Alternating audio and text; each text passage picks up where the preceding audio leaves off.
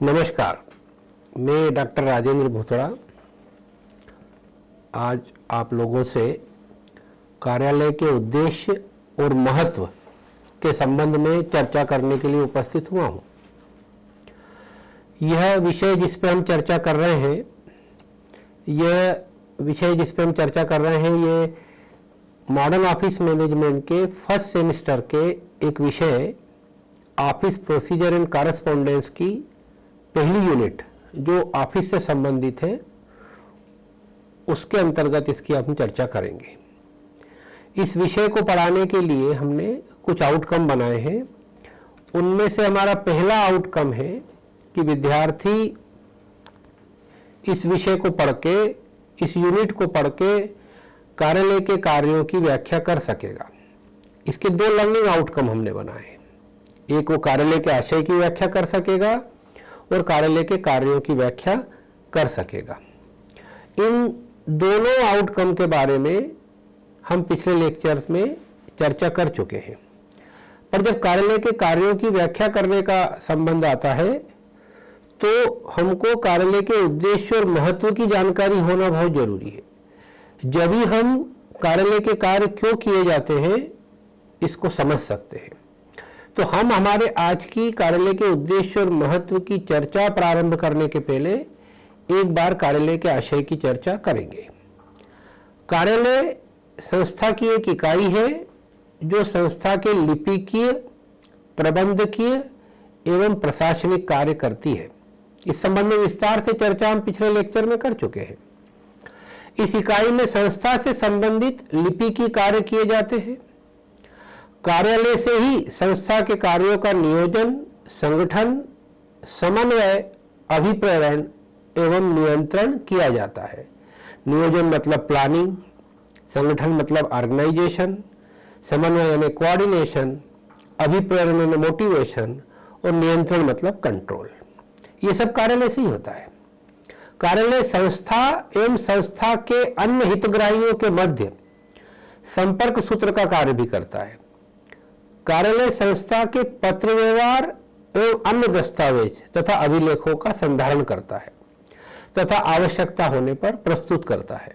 इसके अतिरिक्त कार्यालय वह समस्त कार्य भी संपादित करता है जो संस्था के स्वामी द्वारा समय समय पर कार्यालय के लिए निर्धारित किए जाते हैं। इस व्याख्या के आधार पर हम ये कह सकते हैं कि कार्यालय वह स्थान है जहां कार्यालयीन कार्य किए जाते हैं। जब भी हम कार्यालय के संबंध में चर्चा करेंगे, हमेशा हमको कार्यालय का आशय अपने दिमाग में स्पष्ट रखना होगा। अब कार्यालय के कार्य जो कार्यालय में किए जाते हैं या कार्यालय की जो स्थापना की गई है या कार्यालय जब भी पहली बार प्रारंभ हुआ है तो क्यों हुआ है? जब व्यवसाय के स्वामी को कुछ चीजों की जरूरत पड़ी, कुछ ऐसे काम आए जो उसको लगा कि इन कामों को करने के लिए एक अलग इकाई की जरूरत है, तो कार्यालय का प्रारंभ हुआ, कार्यालय की स्थापना हुई। तो हम कार्यालय के कुछ उद्देश्यों की चर्चा करेंगे। पहला उद्देश्य है सूचनाएं, तथ्य और आंकड़े एकत्रित करना। सूचनाओं के बारे में आंतरिक साधन से प्राप्त सूचनाएं, बाहरी साधन से प्राप्त सूचनाएं, सूचनाओं में पत्र, प्रतिलिपियां, नोटिस, कुछ लीगल डॉक्यूमेंट्स, आवेदन, ये सब आएंगे। तथ्य जो उसमें कुछ जानकारियां, कुछ फैक्ट है वो, और आंकड़े यानी समांक या फिगर या स्टैटिस्टिक्स। इन सबको एकत्रित करने के लिए कार्यालय की स्थापना की गई। ये कार्यालय का प्रमुख उद्देश्य था, क्योंकि ये सारी चीजें जब इकट्ठी होती है, इन्हीं के आधार पर संस्थान के व्यवसाय के विकास की योजना बनती है। सूचनाएं, तथ्यों व आंकड़ों का विश्लेषण करना। दूसरा उद्देश्य है सूचनाएं, तथ्यों व आंकड़ों का विश्लेषण करना। सूचनाएं इकट्ठी हो गई, तथ्य इकट्ठे हो गए, आंकड़े सब इकट्ठे हो गए, पर इकट्ठा होके करना क्या है? तो उनका विश्लेषण करना कि इस सूचना का क्या मतलब है, इस सूचना का क्या मतलब है। मतलब जैसे मान लीजिए कि आपके पास ग्राहकों के लेटर्स हैं। आपने देखा कि हमारे ग्राहकों के अधिकतर पत्र फला जिले या फला राज्य से आते हैं, तो आपको लग जाएगा कि हमारा जो उत्पाद है वो फला जिले या फला राज्य में ज़्यादा बिकता है तो आप उस हिसाब से अपनी योजना बना सकते हैं। या आपको लगता है किसी विशेष क्षेत्र से कोई आदेश ही प्राप्त नहीं होता है तो आप अपना विज्ञापन या विक्रय की नई योजनाएं बना सकते हैं। तो विश्लेषण बहुत जरूरी है। अगला उद्देश्य है सूचनाओं को व्यवस्थित करना। अब जो सारी जानकारियां बन गई है, अलग अलग जगह रखी हुई है, उनको एक क्रम में करना कि जब जरूरत पड़े, जब उनको हम निकाल सकें तो उनको ठीक से व्यवस्थित करके रखना, ये भी कार्यालय का एक उद्देश्य है। सूचनाएं प्रदान करना है, सूचनाएं को प्राप्त कर लिया, उनका विश्लेषण कर लिया और उनको व्यवस्थित कर लिया। तो क्यों करा? जब व्यवसाय के स्वामी को या उच्च अधिकारियों को उन जानकारियों की जरूरत पड़े, वो जानकारियां उनको प्रदान कर दी जाए। ये भी कार्यालय का प्रमुख उद्देश्य है। अगला उद्देश्य है संपत्तियों की रक्षा करना। अब किसी संस्थान में अनेक संपत्ति होती है, land and building and furniture, fittings और गाड़ियां और बहुत सारी चीजें। उन सारी संपत्तियों को सुरक्षित रखना, चोरी से, हानि से, जलने से, नुकसान से, वो सारी व्यवस्था करना। उसके अंतर्गत गार्ड की व्यवस्था करना, बीमे की व्यवस्था करना, जब बीमे की ड्यू डेट है उस समय प्रीमियम भरना, यह भी कार्यालय की स्थापना का एक प्रमुख उद्देश्य है। संप्रेषण प्रणाली का विकास करना। जहां कोई एक ही व्यक्ति है, उसको किसी से कुछ कहना नहीं है, उसको किसी से कुछ सुनना नहीं है, वहां संप्रेषण का महत्व कम है। किंतु जब किसी संस्थान में अनेक लोग काम करते हैं, संस्था के हितग्राही अनेक है, अनेक ग्राहक हैं और एक दूसरे के बीच कम्युनिकेशन होना बहुत जरूरी है, तो एक सुव्यवस्थित संप्रेषण प्रणाली डेवलप करना, यह भी कार्यालय का उद्देश्य है। पत्र व्यवहार की व्यवस्था करना, कार्यालय में किस प्रकार से पत्र आएंगे, कार्यालय किस प्रकार से पत्रों का जवाब देगा, आने वाले पत्रों पे क्या कार्रवाई की जाएगी, जाने वाले पत्रों की प्रतिलिपियां किस प्रकार से रखी जाएगी, पत्रों पे आवक या जावक नंबर किस प्रकार से डाला जाएगा, जब जरूरत होगी, जब पत्र हमको कैसे प्राप्त होंगे, पत्र की प्रतिलिपि या मूल पत्र हम कैसे प्राप्त कर सकते हैं, तत्काल प्राप्त कर सकते हैं, पत्रों को सुरक्षित रखना, ये सारे काम करने के लिए कार्यालय की स्थापना की गई है। अब चूंकि पत्र व्यवहार भी कार्यालय के द्वारा होगा, सारा लिखित कार्य भी अपन ने पढ़ा है ना कि कार्यालय संस्थान के लिपिकी कार्य करता है, तो उसके लिए टाइपिंग की व्यवस्था करना, कम्युनिकेशन की व्यवस्था करना, फाइलिंग की व्यवस्था करना, उनकी रिपोर्ट तैयार करना, ये सब काम के लिए भी कार्यालय की स्थापना की गई है। ये भी कार्यालय का एक प्रमुख उद्देश्य है। जनसंपर्क की व्यवस्था करना, पब्लिक रिलेशन। अब वर्तमान प्रतियोगिता के युग में कोई सा भी व्यवसाय केवल अपने आप में मगन रह करके विकास नहीं कर सकता है, वो बंद हो जाएगा, उसका पतन हो जाएगा, उसको नुकसान हो जाएगा। तो प्रत्येक व्यवसायिक संस्था को पब्लिक रिलेशंस रखना पड़ते हैं।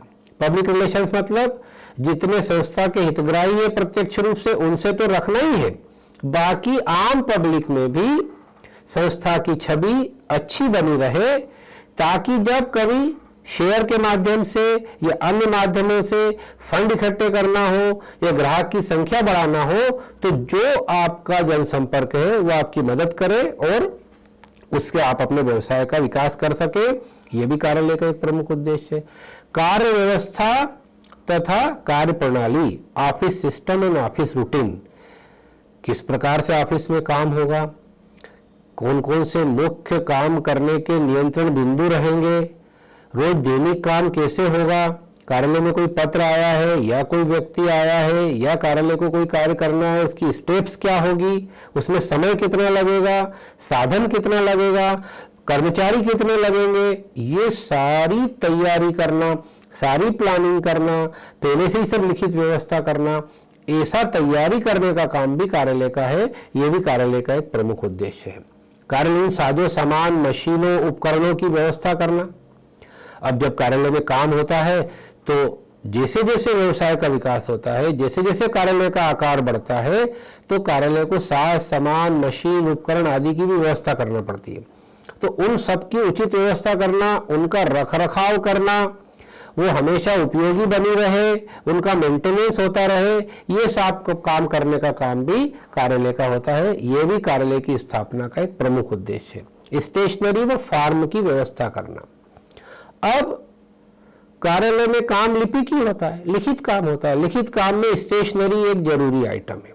उस स्टेशनरी को खरीदना, उसका दुरुपयोग ना हो इसकी व्यवस्था करना, जरूरत के अनुसार उसको इशू करना, और जो जानकारी बार बार एकत्रित की जाती है, एक जैसी एकत्रित की जाती है, उसके लिए फॉर्म बनाना, उस फॉर्म की व्यवस्था करना, प्रारूप की व्यवस्था करना, ये भी कार्यालय का एक प्रमुख उद्देश्य है।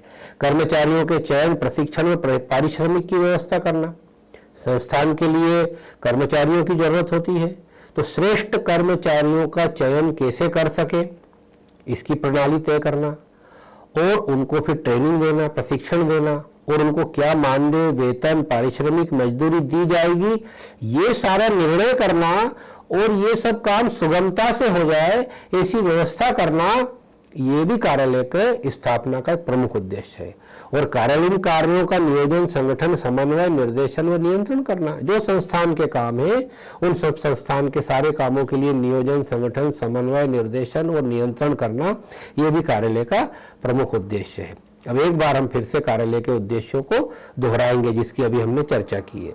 सूचनाएं, तथ्य, आंकड़े एकत्रित करना, सूचनाएं, तथ्यों व आंकड़ों का विश्लेषण करना, सूचनाओं को व्यवस्थित करना, सूचनाएं प्रदान करना, संपत्तियों की रक्षा करना, संप्रेषण प्रणाली का विकास करना, पत्र व्यवहार की व्यवस्था करना, पत्राचार हेतु टंकन, संप्रेषण, फाइलिंग, प्रतिवेदन तैयार करने आदि की व्यवस्था करना, जनसंपर्क की व्यवस्था करना, कार्य व्यवस्था तथा कार्य प्रणाली का विकास करना, कार्यालयीन साजो सामान, मशीनें, उपकरणों की व्यवस्था करना, स्टेशनरी व फॉर्म की व्यवस्था करना, कर्मचारियों के चयन, प्रशिक्षण व पारिश्रमिक की व्यवस्था करना, कार्यालयीन कार्यों का नियोजन, संगठन, समन्वय, निर्देशन व नियंत्रण करना।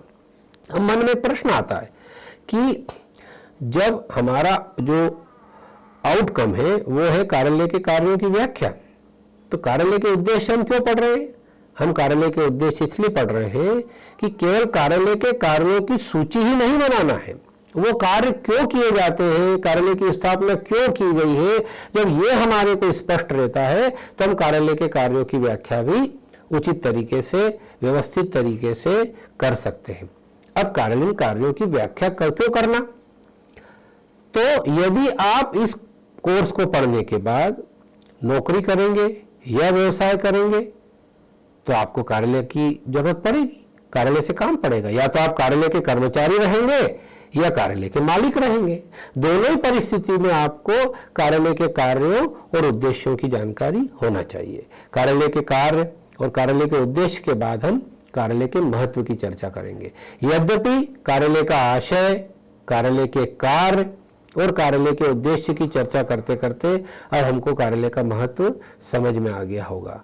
कार्यालय किसी भी संस्थान की एक अत्यंत महत्वपूर्ण इकाई है, बल्कि कुछ विद्वान तो ऐसा कहते हैं कि कार्यालय किसी भी संस्थान का हृदय है। हृदय जो आपके रक्त को पूरे शरीर में पंप करके भिजवाता है, यदि वो ठीक से काम नहीं करेगा तो निश्चित तौर से व्यक्ति का जीवित रहना कठिन हो जाएगा। ऐसे ही कार्यालय का महत्व है कि कार्यालय यदि ठीक से काम नहीं करेगा, कार्यालय के जो कार्य हैं उचित तरीके से नहीं होंगे या कार्यालय व्यवस्थित ही नहीं होगा तो मान के चलिए कि उस संस्थान का पतन सुनिश्चित है। तो सबसे पहला जो महत्व है, सूचना व स्मृति केंद्र के रूप में कार्यालय का महत्व, मतलब सूचना केंद्र और स्मृति केंद्र। इतनी सारी बातें किसी संस्थान में, व्यवसाय में होती है कि उसको किसी एक व्यक्ति को अपने दिमाग में याद रखना संभव ही नहीं है। किसी की सीमा हो सकती है, कोई 2 बातें याद रख सकता है, कोई 100 बातें याद रख सकता है, कोई 1000 बातें याद रख सकता है, पर ऐसा कोई व्यक्ति नहीं है जो असीमित बातें याद रख सकता है। तो उन सारी जानकारियों को, सारी सूचनाओं को संभाल करके रखना और जरूरत पड़ने पर उनका उपयोग करना, ये कार्यालय कर सकता है। ये कार्यालय का अत्यंत महत्वपूर्ण कार्य है। और ये कार्यालय, अगर आप सोचिए महत्व का मतलब, जिसके महत्व की हम चर्चा कर रहे हैं, यदि वो नहीं है, परिदृश्य पर नहीं है, तो क्या क्या कठिनाई आ जाएगी। और उसके परिदृश्य में रहने से हमको क्या क्या लाभ मिल जाता है, ये किसी चीज का महत्व कहलाता है। आप सोचिए, अगर संस्थान में कार्यालय नहीं है तो कहाँ तो पत्र रखे जाएंगे, कहाँ प्रतिलिपियां रखी जाएगी, कहाँ कर्मचारियों की सूचना रखी जाएगी, कैसे सब काम व्यवस्थित होगा, हो ही नहीं सकता। तो कार्यालय किसी भी संस्थान की अत्यंत महत्वपूर्ण इकाई है। अब अगला जो महत्व है, मध्यस्थ के रूप में कार्यालय का महत्व। मध्यस्थ यानी दो पक्षों के बीच में काम करने वाला व्यक्ति, उनको जोड़ने वाला व्यक्ति, उनको लिंक करने वाला व्यक्ति या इकाई या संस्था मध्यस्थ कहलाती है। अब कार्यालय में, किसी संस्थान में अनेक विभाग होते हैं। उन सब विभागों का हो सकता है कि आपस में एक दूसरे से काम न पड़े, किंतु किसी भी संस्थान में कार्यालय एक ऐसी इकाई है जिससे संस्थान की सभी इकाइयों का काम पड़ता है, चाहे वो उत्पादन वाली इकाई हो, चाहे खरीदी वाली इकाई हो, चाहे बिक्री वाली इकाई हो, चाहे फंड या नकदी का काम करने वाली इकाई हो, सब इकाइयों का कार्यालय में काम पड़ता है। बल्कि ये कहा जाता है कि संस्थान में काम करने वाला प्रत्येक व्यक्ति, चाहे वो कर्मचारी हो, चाहे अधिकारी हो, चाहे छोटा व्यक्ति हो, चाहे बड़े पद पे काम करने वाला व्यक्ति हो, प्रत्येक व्यक्ति दफ्तरी कार्य करता ही है। कम या ज्यादा हो सकता है। कार्यालय में काम करने वाला व्यक्ति केवल कार्यालयीन कार्य ही करता है, और उत्पादन में या फ्लोर पे काम करने वाला व्यक्ति को कम मात्रा में कार्यालयीन कार्य करना पड़ता है। लिपि की कार्य, लिखा पढ़ी कार्य तो किसी न किसी रूप में प्रत्येक व्यक्ति को करना ही पड़ता है। और जब भी कोई आपस में कोई विवाद की स्थिति होती है या एक व्यक्ति से दूसरे व्यक्ति तक कोई बात पहुंचाना होती है, तो मध्यस्थ के रूप में कार्यालय वो भूमिका अदा करता है। किसी से पत्र प्राप्त करता है, किसी को पत्र देता है, इस प्रकार से उनको आपस में मिलाए बगैर भी उनके लिए मध्यस्थ का काम करता है। तो कार्यालय बाहरी लोगों और संस्थान के लोगों में, कर्मचारी और स्वामियों के बीच में कार्यालय मध्यस्थ के रूप में कार्य करता है। नियोजन में सहायक। सहायक क्या बोलेंगे? नियोजन तो कार्यालय की वजह से ही नियोजन है। नियोजन यानी काम को शुरू करने के पहले कार्य के बारे में योजना बनाना, टेबल पर बैठ करके योजना बनाना, लिखित में योजना बनाना। तो ये सारा कार्य तो लिपि की कार्य है और कार्यालय की मदद से होता है। तो नियोजन तो कार्यालय के बगैर हम सोच ही नहीं सकते। कार्यालय का प्रमुख कार्य नियोजन है। निर्णयन में सहायक। अब जब कोई प्रश्न खड़ा होता है, कोई समस्या आती है, कोई निर्णय करना है, विकास का निर्णय करना है, फंड का निर्णय करना है, कर्मचारियों के संबंध में निर्णय करना है, तो पुराने तथ्य, पुराने फैक्ट, पुराने आंकड़े, पुरानी जानकारियों की जरूरत पड़ती है और ये सब सूचनाएं प्रदान करने का काम कार्यालय करता है। इसलिए कार्यालय निर्णय में भी बहुत सहायक का कार्य करता है। संप्रेषण का माध्यम। कार्यालय के माध्यम से ही संप्रेषण होता है। मतलब संप्रेषण के माध्यम वाले बिंदु के महत्व को हम ये समझ लें कि संप्रेषण कार्यालय के माध्यम से ही होता है। एक दूसरे तक कोई सी भी बात पहुंचाना है, किसी भी प्रकार की, अगर बहुत से कार्यालय में वो टेलीफोन सिस्टम होता है, उस सिस्टम की व्यवस्था करना, नंबर अलॉट करना, नंबर कैसे लगेंगे, फोन चालू रहे, सब व्यवस्थित रहे, ये भी कार्यालय का काम है।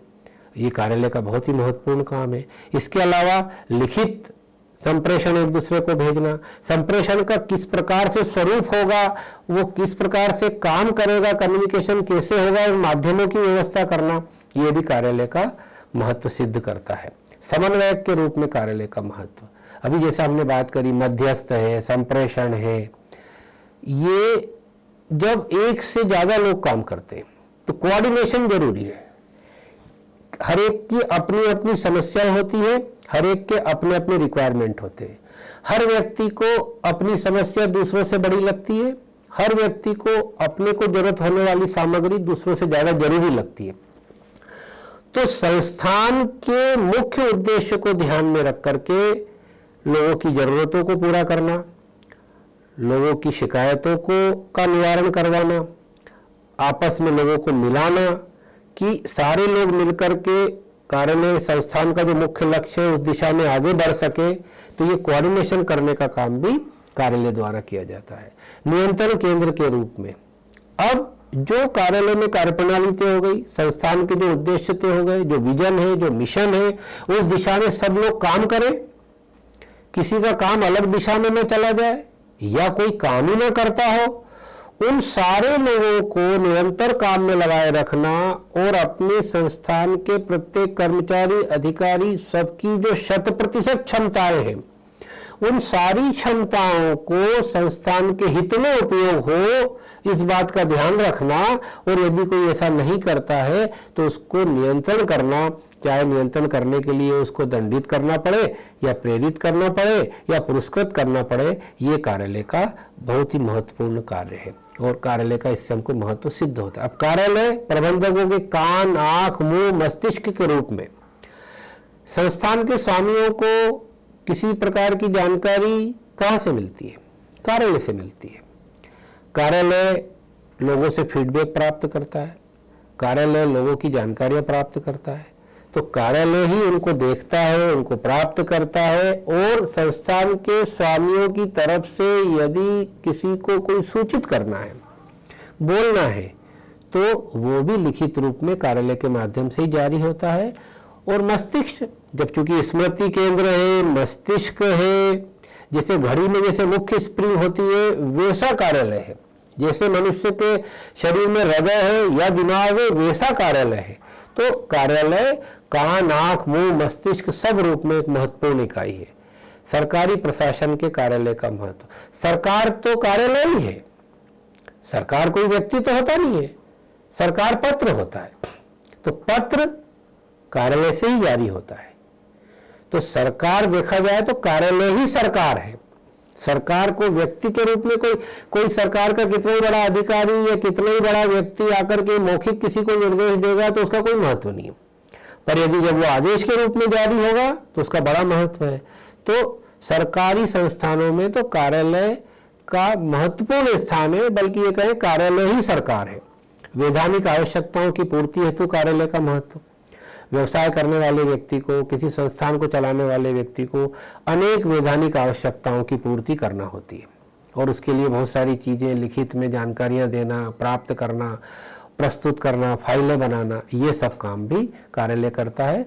तो वैधानिक आवश्यकता की पूर्ति के लिए भी कार्यालय का महत्व स्वयं सिद्ध है। जनसंपर्क का साधन, जनसंपर्क के बारे में हम पहले उद्देश्य के संबंध में चर्चा कर सके, तो जनसंपर्क तो कार्यालय ही करता है। जनसंपर्क का आशय कार्यालय के हितग्राही और अन्य पब्लिक, उन सबसे भी कार्यालय ही संपर्क करता है। यहाँ भी कार्यालय का महत्व स्वयं सिद्ध है। प्रबंध की वैज्ञानिक पद्धतियों को तो लागू करने में कार्यालय बहुत महत्वपूर्ण भूमिका निभाता है। वही पहले उन पद्धतियों पर चर्चा करता है, उनके बारे में रिसर्च करता है और उनकी सारी जानकारियां प्राप्त करता है, फिर अपने कार्यालय के हिसाब से उसको विधिवत सेटल करता है, उसके हिसाब से एडजस्ट करता है और फिर उसको वैज्ञानिक पद्धतियों को लागू करता है, फिर उनके परिणामों को प्राप्त करता है, फिर उनका मूल्यांकन करता है, फिर उसमें सुधार करता है, फीडबैक प्राप्त करता है। तो ये सारे काम कार्यालय द्वारा किए जाते हैं। तो वैज्ञानिक पद्धतियों को लागू करने में भी कार्यालय महत्वपूर्ण भूमिका निभाता है। इसके अलावा अनेक क्षेत्र हैं। जैसे जैसे समय गुजरता जा रहा है वैसे वैसे कार्यालय का महत्व समझ में आ रहा है। कार्यालय परचेज के क्षेत्र में महत्वपूर्ण है, कार्यालय सेल्स के क्षेत्र में महत्वपूर्ण है, कार्यालय नियंत्रण के क्षेत्र में महत्वपूर्ण है, कार्यालय अनेक क्षेत्रों में महत्वपूर्ण है। जैसे जैसे समय बीतता जाएगा, व्यवसाय का आकार बढ़ता जाएगा, कार्यालय का महत्व हम देखते जाएंगे। एक बार हम महत्व को फिर से दोहराएंगे। सूचना व स्मृति केंद्र के रूप में कार्यालय का महत्व, मध्यस्थ के रूप में कार्यालय का महत्व, नियोजन में सहायक, निर्णयन में सहायक, संप्रेषण का माध्यम, समन्वयक के रूप में कार्यालय का महत्व, नियंत्रण केंद्र के रूप में कार्यालय का महत्व, पत्राचार हेतु टंकन, सब प्रबंधकों के कान, आंख, मुंह, मस्तिष्क के रूप में कार्यालय का महत्व, सरकारी प्रशासन के में कार्यालय का महत्व, वैधानिक आवश्यकताओं की पूर्ति हेतु कार्यालय का महत्व, जनसंपर्क का साधन, प्रबंध की वैज्ञानिक पद्धतियों को लागू करने में कार्यालय का महत्व और इसके अलावा भी अनेक क्षेत्रों में कार्यालय का महत्व किसी भी संस्थान के लिए होता है। अब आपने आज कार्यालय का आशय, कार्यालय के कार्यों की चर्चा की है, कार्यालय के उद्देश्य और महत्व की विस्तार से चर्चा की है। आशय और कार्यों की चर्चा हम पिछले लेक्चर में कर चुके हैं। तो अब आपको अपने पिछले लेक्चर को ध्यान में रखते हुए और इस लेक्चर को लिंक करते हुए इन 4 प्रश्नों का उत्तर तैयार करना है, कार्यालय का आशय स्पष्ट करना है, कार्यालय के कार्यों की सूची बनाना है, कार्यालय के उद्देश्य समझाना है और कार्यालय के महत्व को समझाना है। एक लेक्चर में या मौखिक चर्चा में किसी भी बात को ज़्यादा विस्तार से बताया नहीं जा सकता, समय की सीमा होती है। तो यदि इस विषय को आप विस्तार से पढ़ना चाहते हैं तो मैं आपको ये पुस्तकों की सूची दिखा रहा हूँ। इनमें से आप कोई सी भी पुस्तक लेकर के अपने विषय को जितनी आपकी रुचि है, जितनी गंभीरता से पढ़ना चाहते हैं, जितनी गहनता से पढ़ना चाहते हैं, आप इन किताबों से पढ़ सकते हैं और अपना जो विषय का जो ज्ञान है वो बना सकते हैं, डेवलप कर सकते हैं। धन्यवाद।